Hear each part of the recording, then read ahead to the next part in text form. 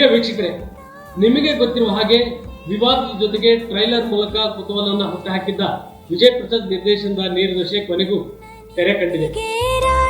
ವಿಜಯ್ ಪ್ರಸಾದ್ ಸಿದ್ಲಿಂಗ್ ನಂತರ 4 ವರ್ಷಗಳ ನಂತರ ಈ ಚಿತ್ರವನ್ನ ತೆರೆಗೆ ತಂದಿದ್ದಾರೆ. ಬೇರೆ ಬೇರೆ ಕಾರಣದಿಂದ ಈ ಚಿತ್ರ ತಡವಾಗಿದ್ದಂತೂ ಹೌದು. ತಡವಾಗಾದ್ರೂ ಕೂಡ ಈ ಚಿತ್ರ ಲೇಟೆಸ್ಟ್ ಆಗಿ ಬಂದಿದೆ ಅನ್ನುವಂಥದ್ದು ಪ್ರೇಕ್ಷಕರ ಅಭಿಪ್ರಾಯ. ಚಿತ್ರಮಂದಿರದಲ್ಲಿ ಈ ಚಿತ್ರವನ್ನ ನೋಡಿದಂತ ಪ್ರೇಕ್ಷಕರು ಹೇಳುವ ಮಾತು ಕೂಡ ಹೌದು. ಪ್ರಮುಖವಾಗಿ ಈ ಚಿತ್ರ ಸಂಭಾಷಣೆ ಮೂಲಕ ಗಮನ ಸೆಳೆಯುವುದು ಇಲ್ಲಿ ಗಮನಾರ್ಹ. ಅಲ್ಲದೆ 4 ಪಾತ್ರಗಳ ಮೂಲಕ ಒಂದು ಕಥೆಯ ಸಂದೇಶವನ್ನ ಹೇಳುವ ಪ್ರಯತ್ನ ಇಲ್ಲಾಗಿದೆ. ಆ ಪಾತ್ರಗಳು ಸಮಾಜದ ಬೇರೆ ಬೇರೆ ಸ್ತರದ ವ್ಯಕ್ತಿತ್ವವನ್ನ ಕಟ್ಟಿಕೊಡುವಲ್ಲಿ ನೀರ್ದೋಷೆ ಸಕ್ಸಸ್ ಆಗಿದೆ ಅನ್ನುವುದು ಪ್ರೇಕ್ಷಕರ ಅಭಿಪ್ರಾಯ. ಚಿತ್ರಮಂದಿರದಲ್ಲಿ ಇವತ್ತು ಚಿತ್ರ ನೋಡಿದಂತ ಪ್ರೇಕ್ಷಕರ ಅಭಿಪ್ರಾಯ ಕೂಡ ಇದೇ ಆಗಿತ್ತು.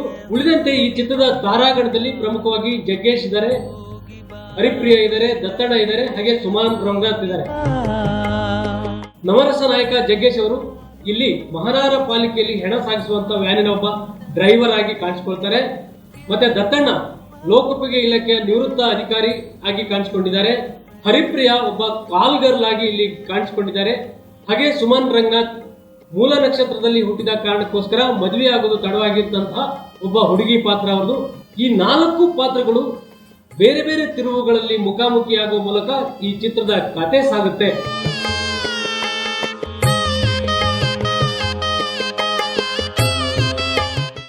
ಬೆಂಗಳೂರಿನಿಂದ ಮಂಗಳೂರಿಗೆ ಹೋಗುವ ಪಯಣದಲ್ಲಿ ಅವರ 4 ಪಾತ್ರಗಳ ಪರಿಚಯ ಆಗುತ್ತೆ.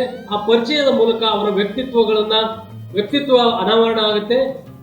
ಈ ಅನಾವರಣದ ಸಂದರ್ಭದಲ್ಲಿ ಪ್ರತಿಯೊಬ್ಬರ ಮುಖವಾಡಗಳು ಕೂಡ ಕಳಿಸುತ್ತೆ.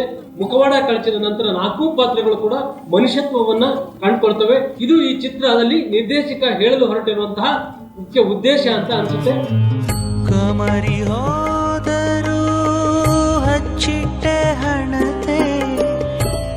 ಇನ್ನು ಸಂಗೀತದ ವಿಚಾರಕ್ಕೆ ಬಂದ್ರೆ ಈ ಚಿತ್ರಕ್ಕೆ ಅನೂಪ್ ಸುನೀಲ್ ಸಂಗೀತ ನೀಡಿದ್ದಾರೆ. ಚಿತ್ರದಲ್ಲಿರುವಂತಹ ಹಾಡುಗಳಲ್ಲಿ ಅವರ ಸಂಗೀತದ ರುಚಿ ನಿಜಕ್ಕೂ ನೋಡುಗರಿಗೆ ರಸದೌತಣ ನೀಡುತ್ತೆ.